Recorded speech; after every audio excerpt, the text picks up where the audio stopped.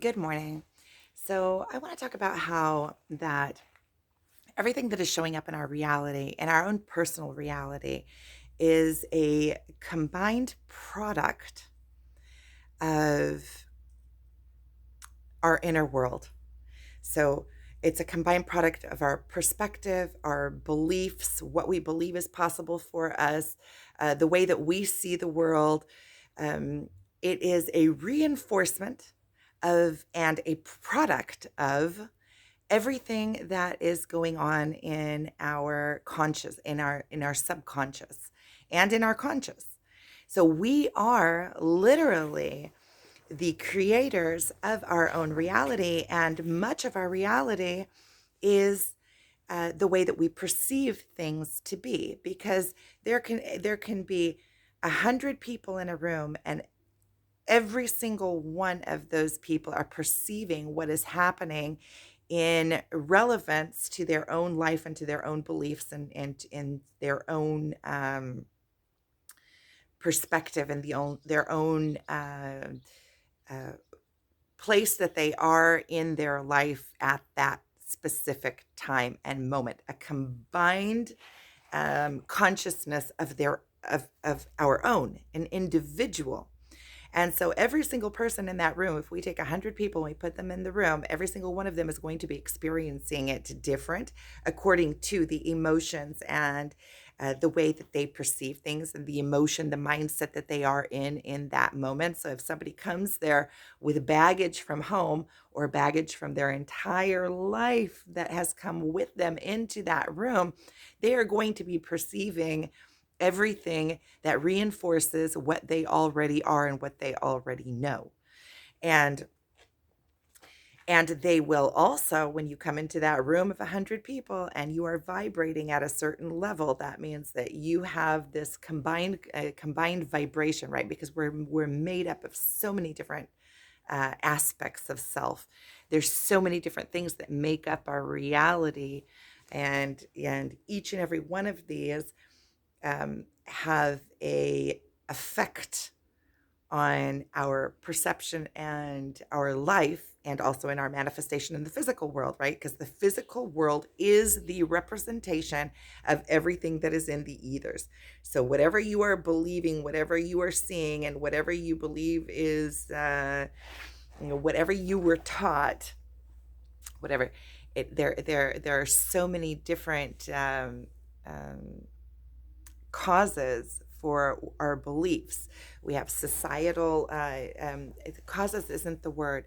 It's like when we are sculpted into a specific way of believing or thinking, and we have so many beliefs, and we are a combination of all of those things that have come together. And during the spiritual awakening, right? So I want to finish this point before I move on. Um, so every single person, let's say, in that room that is vibrating in a certain way, is also going to be attracting the people and the situations to them that are also reinforcing that. So if I come into a room and I'm happy, then I am going to, by nature, be drawn to the other people that are happy, and other people that are vibrating vibrance and joy and positive, and the vibration of production and manifestation. And if I come into that room and I'm miserable because I had something happen in the morning, or my mindset was set in that way at the beginning of my life to believe that that is the way to be, and it has continuously been fed throughout my whole life by my own perception, right? Because if I'm thinking that way, then I'm perceiving that, and it's creating the cycle.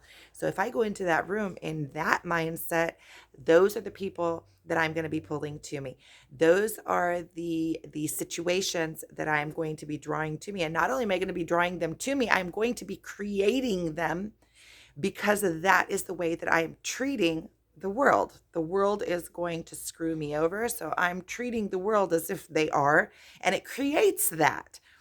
And so you are constantly creating your own reality. It's a very simple. You can break it into a way that you can see that it's very simple. And if you want to break some of these cycles, if you want to break some of these cycles, it means you have to get out of your comfort zone. If your reality is giving you something that you aren't pleased with, that you're not happy with, and you are refusing to see it and you're blaming outward, that means that you are kicking against the reality. You're not accepting it and you're not really looking at it. Because when you're kicking against reality, it is fighting against cause and effect. You're fighting against the natural output of who you are and what it is creating in the world. So you're fighting against yourself. You're fighting against what you're creating, but you're not looking for the cause. You're looking at the effect and kicking against the effect, and then you're moving away from the effect, but you're taking the cause with you. And so you keep creating. It doesn't matter where you move and how many places you move to and how far you try to run, because you are taking the cause of that situation. That's why many times you'll see that you have these cycles that keep on showing up in your life, and with completely different people every time. You can move from one country to another and you're still creating those same cycles within your life. And so instead of kicking against what you can work backwards. So you can look at the effect and say, okay, you get really curious about your life and really honest with yourself, because that takes a very strong character to be able to do this, because there's cause and effect, but you can also take effect and go backwards and find its cause. So it's just like anything. You can flip the table on it. And so when you find that effect, and it's very painful because we have to face aspects of ourselves that are causing these. And not only do we have to face these aspects, first of all, we have to even recognize them, realize that we are doing what we are doing. Because when we are in these cycles in our minds of insecurities or blame or being a victim or being the bully or any of these things that are out of alignment with our natural way of being, they are these characteristics that we have built on ourselves to kind of help us maneuver through life, things that we put there many times before we even have memory of the cause that made us. We're protecting our emotions. We are finding ways to maneuver through life and creating these behaviors and these ways of looking at things that we're not even aware that we're doing. So it's like a fish in water that doesn't know that he's in water. And we are the only ones that can break these cycles, because we are the only ones inside of ourselves. Now, we can get help from the outside by way of reflection, by way of finding the effect and finding the cause of it, right? Because those are reflections. We're getting reflections back of what we're creating. Or if there's somebody that we really like and they are pushing us away, we can instead of being hurt and and being going into the victim mode, we can really look for that cause. What is causing that? Why is that the way that it is? And we always find that there are lessons there for our own healing, for our own emotional healing, for our own understanding of our own worthiness, for understanding of ourselves. So it's very painful because we're also losing aspects of ourselves. So let's say if I created at 6, I got hurt by a kid in the somebody called me ugly and said, "Oh, you're stupid." And I took it because something in me had this insecurity that I felt that, because if somebody calls you stupid and there's nothing in you that believes that you're stupid, everything in you knows that you're worthy and that you're a genius, that them calling you stupid will just fly right over your head, because you won't take it. It's not relevant to you. You're like, okay, whatever. And you continue. The only time that you are hurt by something that is thrown at you during your life is if for some reason you believe that it is true, either because it is true or because you have these insecurities and you are taking part of it. You're taking it and getting hurt by it. You're allowing it to affect your being. And so, first of all, it's a good reflection because now you have something to work with, something tangible. Because if we're going through and we're just a consciousness and we are perceiving the world, and we are also a reflection, we're reflecting others back to them, right? So without that relevance to the world, we have nothing. We can't grow. So imagine if you were the same being that you are without any of your senses in the physical world. You would remain virgin. And virgin, I mean by there would be, you wouldn't be able to learn, you wouldn't be able to collect knowledge, you wouldn't have language, you wouldn't have vision, you wouldn't have hearing.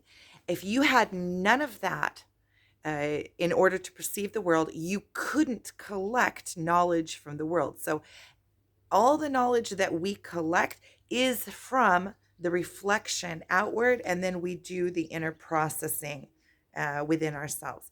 So every interaction with another person is an opportunity for me to learn about myself, because even the fact that I can interact with somebody means that there is something there, that our energies combine in a way that I can perceive what they are emitting. And so instead of getting hurt, I can take this. They throw it at me. I don't take it in straight away. I go, okay, I grab it and I say, okay, let me look at this. They're calling me stupid. Am I stupid? No. Okay. Why did this person call me stupid? And then we start having to take this, whatever it is, and start picking it apart and seeing what caused that. And a lot of times the cause, many times, most times, all times, whoever is throwing something at you, it is a direct indicator of what is going on within them, because you cannot speak something that is not first inside. So if you don't have the knowledge and the knowing, you can't bring it out, you can't bring it forth. And so whatever you allow out of your mouth first has to be created within your mind, which before that is created within your emotion and your consciousness, right? In your perception. You can't say something that you can't perceive. And so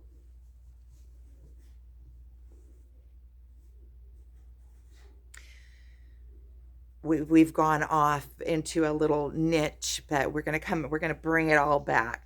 So when whatever I am perceiving outward is an opportunity for me to see what's going on inside and to grow from it and get out of that automatic mode of whatever somebody tells me, automatically I take it. I need to work with it and see what I do allow in my consciousness and what I don't allow, and who I do allow in my energy and who I don't allow in my energy. And I have a choice. And no matter when we get back to the blame and back to these false glass ceilings that we believe that confine us and make us smaller, that make us believe that we are not capable, or that we can only reach so far. It's like the fleas in the jar thing that they did, where they put fleas in the jar, and when they cover the jar, the fleas won't, after they learn that that's the height that they can get, you take the cap off, and the fleas won't jump higher than where the cap was, even though they have the capability to, and with one jump they could jump right out of that jar. And we are exactly the same. We have these false ceilings of what we believe that we can, and this is not, whether it's not our fault, or maybe it is our fault. Regardless, there is no fault here, because it's a consensus that was built over thousands and thousands and thousands of years of society forming and trying to confine people into, to hold them into the constraints of what is acceptable, what's not acceptable, what is possible, what is not possible within society. And there's these ones that are sitting on top and telling you what you can and cannot do. And we're also perceiving it because in our physical life, you know, you have to go out and you have to work and you have to make a living and you have to make money and you have to abide by these laws and so there's so many aspects to this. Um, but as long as we are kicking against reality, we are kicking against ourselves. We are kicking against um, what we are causing rather than looking at for the cause, seeing what is causing this and getting really curious and honest and authentic with ourselves as to what is causing this, why. And first we have to become aware of this behavior. So it's like the fish in the water has to become aware that he's in the water. And the only way that we can do this is through these outer reflections we're getting reflected back to us by the way people treat us, the way that we fit in society, the way that we feel about ourselves in certain situations. And so we need these reflections. Like we need our senses in order. This physical reality is the sense based. So we perceive it through our physical senses, right? There's other realities and there are other timelines and there are other dimensions that are all around us all the time and everything is happening all at once. So we can go into these other dimensions, but this physical dimension is the dimension where all of these thoughts and everything come into something that is tangible. And so this is the dimension in which we do our work, because we are getting it's simple. It's more simple because we can see the cause and effect physically. Uh, uh, we can grasp it. We have reflections back to us. And this physical experience, you could say, is like the holy of holies. It's the holy grail of all the dimensions because it is the dimension where everything gets to play out in. Our higher being gets this avatar to be able to play with substance and create whatever it is that we want to create. The only thing is what we did that many most people forgot that this is just a game. This is just an illusion. It's in a game and an illusion at the same time that it is reality and your own creation. So all answers, it's one and the other. So within this dimension, we get to go and play and create whatever we want. And the life that we create is in perfect alignment with what we believe that we are capable of, what we believe is compatible with us. And the more that we do the spiritual work. So here comes the spiritual work. We are by nature God-given, right-born divine beings. We are of God. We are of this universe. We are of the earth. I'm going to turn this around and show you where I'm sitting. So you see, I'm looking at the earth. I'm looking all around. This is like this little corner that the teenagers made that's out here by this shed. There's a shed behind me. And we are of the earth. We are of divine nature. We have this one opportunity for this life in this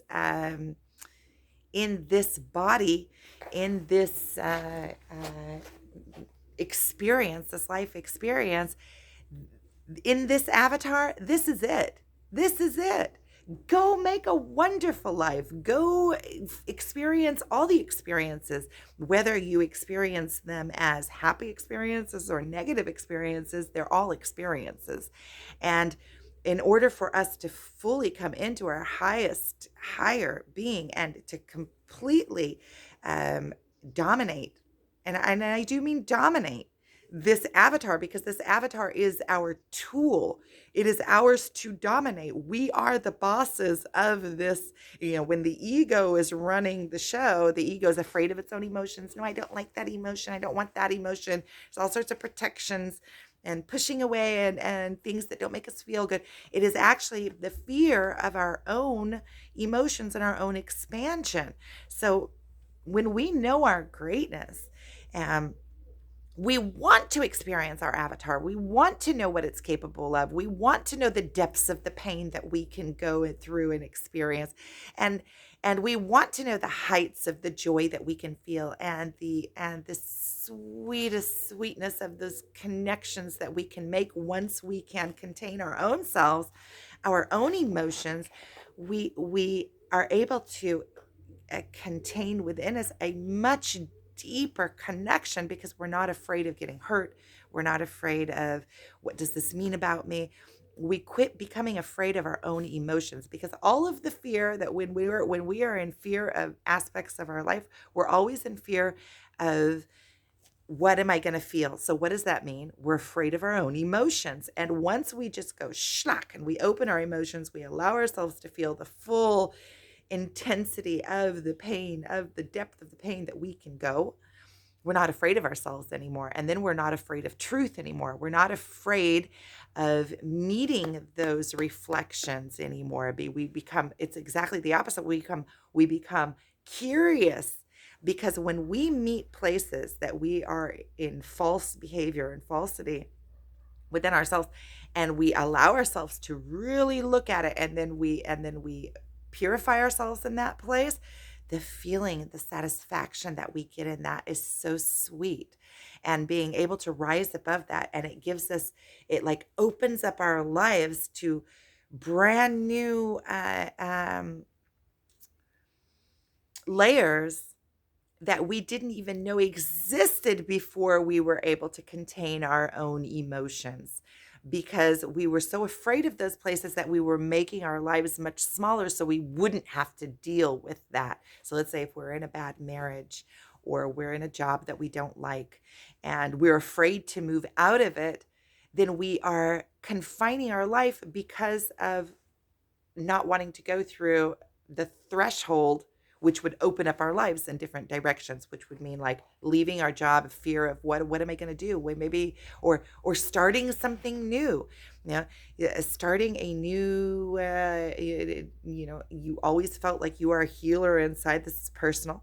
You always feel like you're a healer inside, but you're afraid to go, because you're afraid to go after that, because in something in you doesn't feel worthy, or doesn't feel, you have your own insecurities within. And when you slowly start opening that up, it's like a lotus flower. You slowly start opening it up. You slowly start opening up yourself. And one of the portals back to yourself is going through the pain, because once you're not afraid of the pain, you are coming to life front face forward, and everything that comes at you, it's like allowing life to flow freely through you. And you're not afraid of the emotions that it's going to bring. And you create this beautiful cycle of, you have input, things come through you, and you bring them out back into the universe, and you start creating this beautiful cycle within your own life. And you're creating the life that is more in sync with you, because you're removing all of these falsities and all of these fears and all of these um, uh, um, outside limits that were put on you through the consensus, and through in your childhood, and through your conditioning. Because when we're born, we come into the world, and then immediately our parents start conditioning us and start creating these beliefs within us, even before we can talk, before we can walk. We are already treated in a specific way that gives us a feeling of our place in the world, right? So children that come into the world and they don't feel like they have a place in the world, they will continue to, children that at birth their parents give them up. And there's no blame here, because the parents that gave them up thought that that's what they needed to do in their own life experience, their own weaknesses, or their own places, that their own inner limits. or or circumstances, right? Circumstances and I want to say asleepness, and not consciously awake, uh, and their own detriment, their own pain cause them. Because if somebody gives up their child, the the person, if somebody gives up their child, the pain, that in order to go against nature in such a way, that means that the pain that they had to have been in had to have been so immense and so um, um, detrimental, that that was the decision, that they had to have such little self-belief in themselves and felt so cornered. If they thought that that was the best solution for that baby, then you, in that way, you can already have compassion for them, knowing that if they did that, that is a state of being, there's a perfect word here and it's not coming to me, but desperate. That's a very desperate act. And so in that way you can give forgiveness, but at the same time, let's say if somebody, at the same time that you give forgiveness, you are still stuck with the work that needs to be done in that place. So if you are the child that was given up, you have a very, very large core wound of abandonment and unworthiness, and what's an emptiness, and I'm not lovable, and you have like this. As soon as you come out, you have this massive plate of work that you need to overcome in order to get to that place of the Garden of Eden. The Garden of Eden, right, being a perspective where you purify yourself and you realize who that you are completely divine, and you come into this place of pure bliss. No matter what happens in the outside world, you understand that it is a reflection of what is happening in the inside world, and it is an opportunity for your own growth. And then you become curious about life. You outwardly, you are the creator of your own life, by choice and by strength and by I want to say determination, but it's not even determination, because determination is something that you have to hold, and it's something that you have to. There is determination in this spiritual awakening, but determination is not a constant and consistent, because when you get to the place of ease, there is no you don't need to hold anything.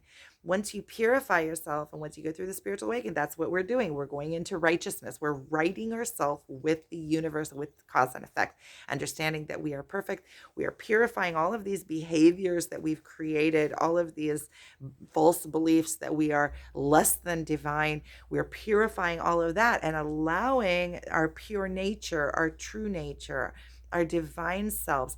We are knowing that we are worthy of life.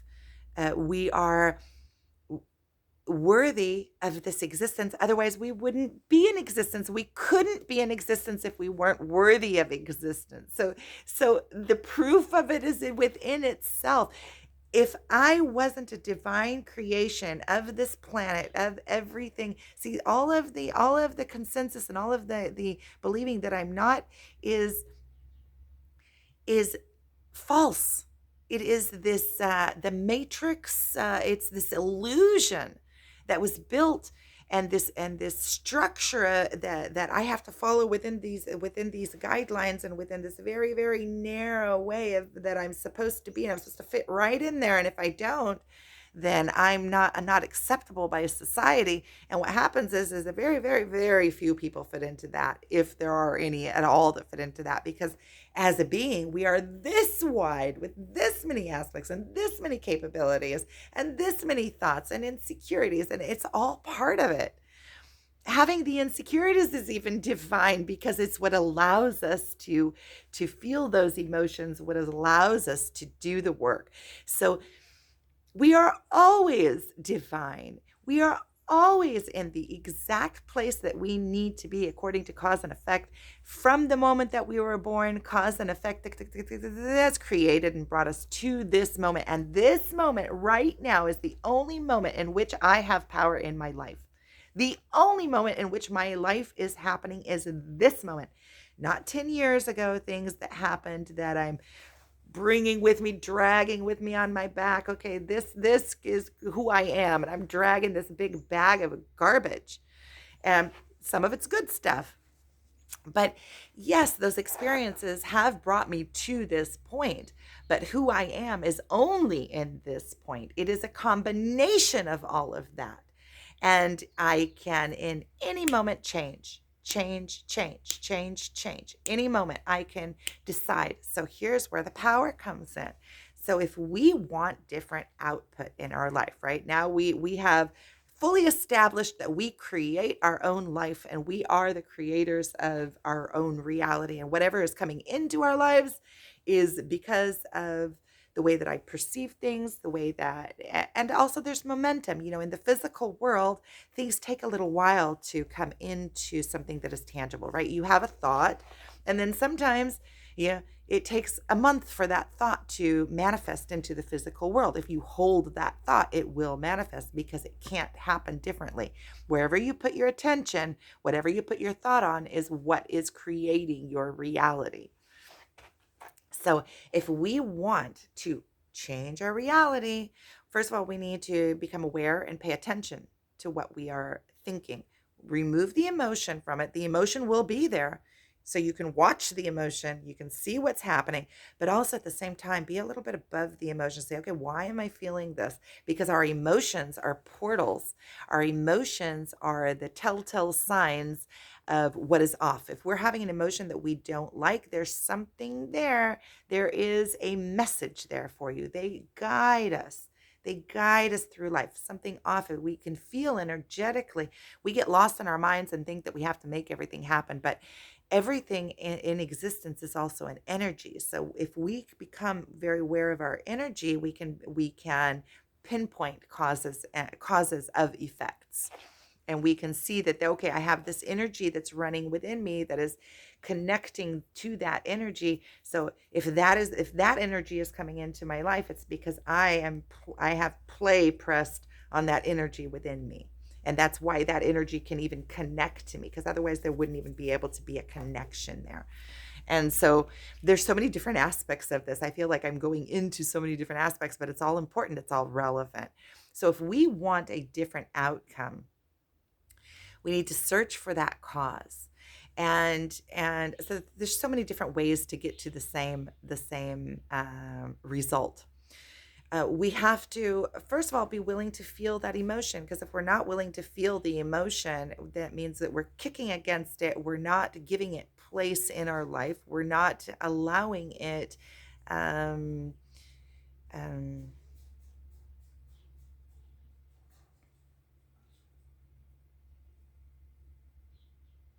I'm trying to come up to I think that if you're with me till now, you get it. When we're not giving it the respect that it needs in order to really investigate, why did this show up in my life? And now if I want other things in my life and I know what they are, then I can, instead of looking at the lack of that, because in lack, you're looking at the absence of. There is no creation in lack. When you are looking at lack of something, it's like if there is a line, right? If there is a line and below the line there is nothing, there's nothing, because there is no minus something, right? Lack can help us see what we do want, right? It's a push-off point. But if we are continuously just looking at the lack, there is no creation in that. That is just a hole.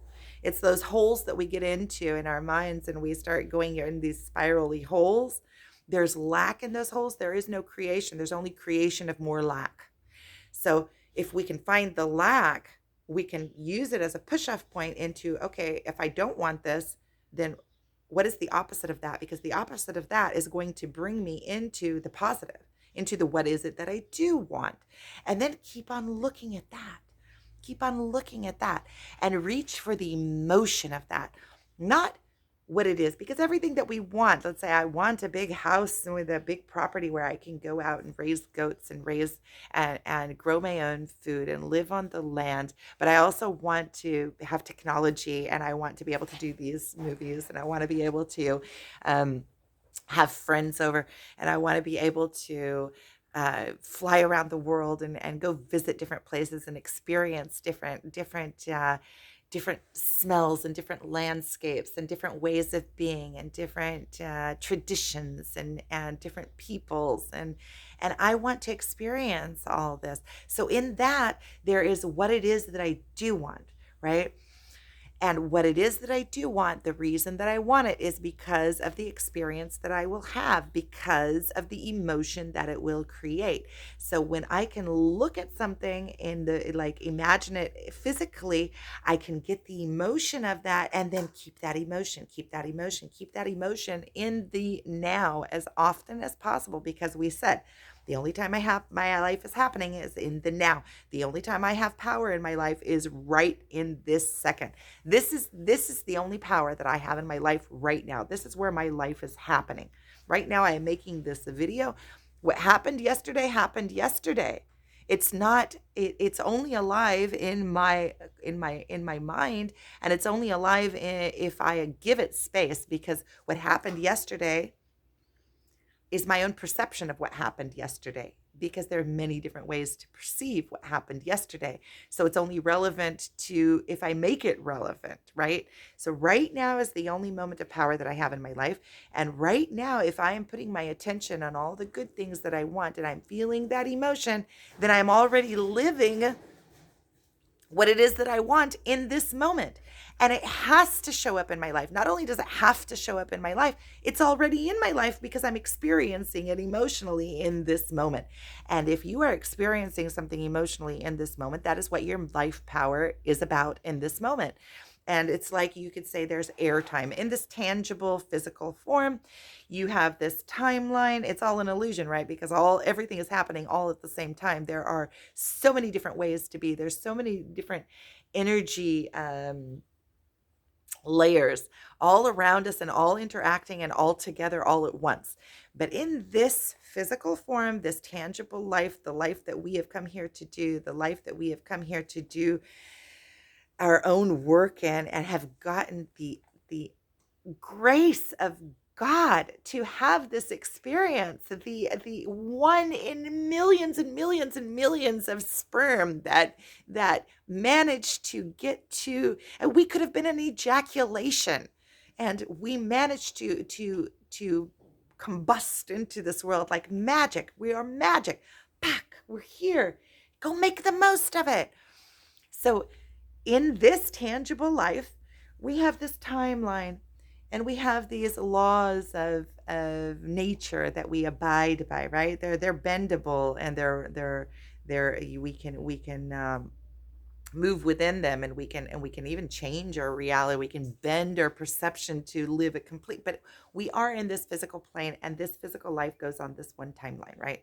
We can also expand the timeline. I'll do a separate video about that, because it's a very big point, how we can expand our own time in this life and live perceived lifetimes within one life through paying attention to detail, because then we're opening up, in every moment we're opening up many, many, many different um, aspects all at once. So our life is so much more enriched, and we get out of our mind, come into the now. Our life is so much more enriched, and we're so much more present, and there's so much more going on all at once, that the perception of it is like every day feels like 2 weeks, because of the amount of information that has been processed within that day. So when we're stuck in our mind in the past or in the future, we're not really experiencing all that we can experience from the moment that we are in.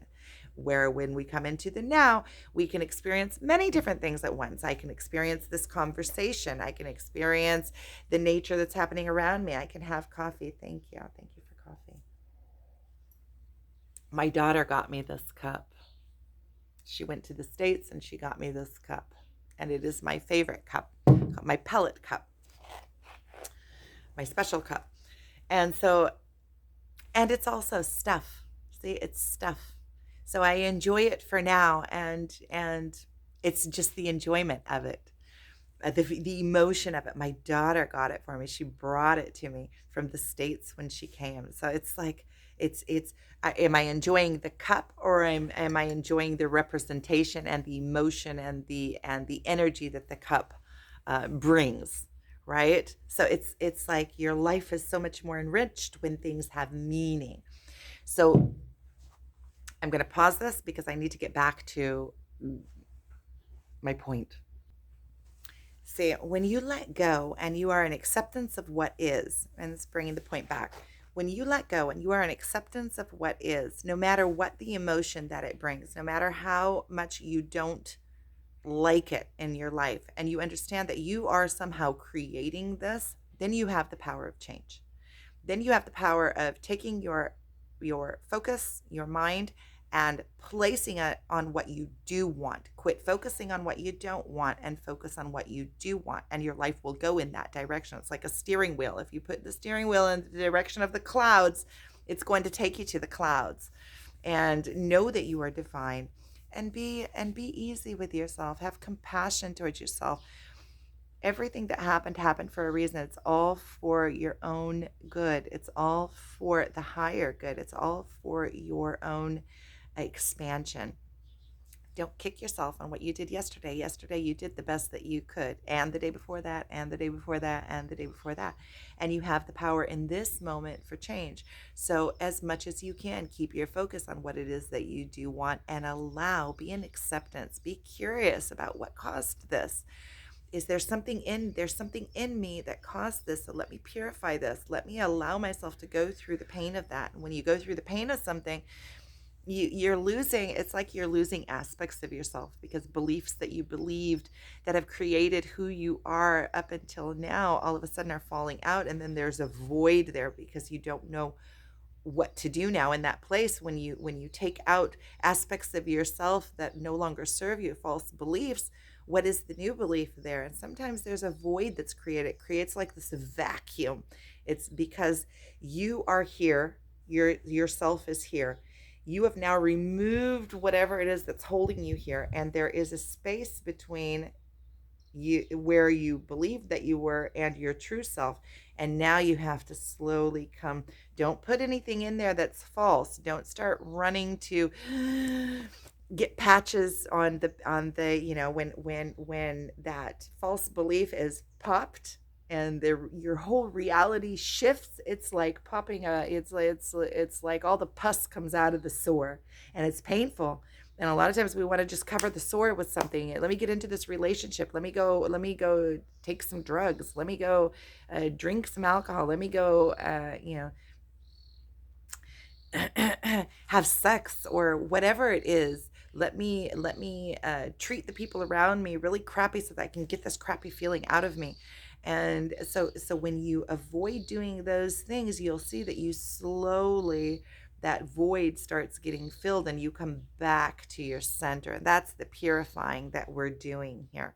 And then you get um, the power back in your life, and you become the creator. So just focus on what it is, and understand that this is spiral. This is also, you could see it as you go up, you go down, you go up, you go down, because every time we go up, we rise into this place of knowing, and then we come into something within the reality that hits us again in a place that we need more work, and we're thrown right out of the Garden of Eden back down into the land to go do some more work. And then you have to go through those emotions. Shortcut through the emotion is just allowing the emotion to go all the way through. Feel the emotion to its extremity, to the depth that it is going to take you, whatever the detriment is, whatever the igniter is. Allow yourself to feel it all the way. That will purify you in itself, because pain is like a fire. It's burning. It burns through the falsities. So we don't always have to do the work with our mind. Sometimes we just have to do the work with the emotion, allow the emotion to burn through, and then we don't have to be afraid of that emotion anymore, and we become honest within ourselves, and as a byproduct of feeling the pain. Because once you feel the pain of something, and once you've gone through the pure pain of it, you're not, you don't, the falsities anymore don't,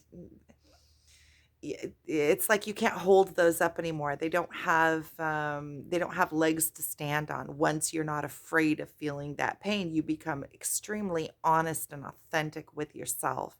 And so, and also push through your fears. There's going to be fear there. There's going to be fear. When you're moving in the right direction and your soul is taking you, it is going to take you down a path that your ego doesn't know. And your ego is going to be afraid because you were afraid of the unknown, right? What, and all of your insecurities are going to come up to the surface. Oh, what if it doesn't work? What if I give up what I do have and I don't get what I want?